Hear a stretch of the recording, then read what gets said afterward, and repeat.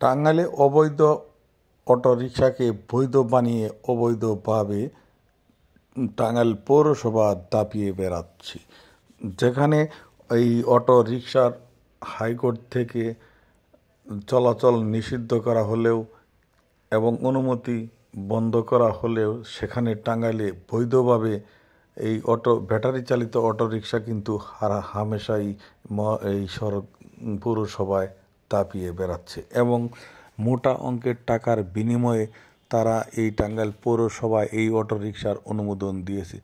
যেমনি বিদ্যুতের অভাব দেখা দিয়েছে, তেমনি জনদুর্ভোগ যানজট লেগে আছে এই অবৈধ অটোরিকশা অনুমোদন দেওয়ার ফলে। তাই এসব বন্ধের দাবি জানিয়েছে পৌরবাসী।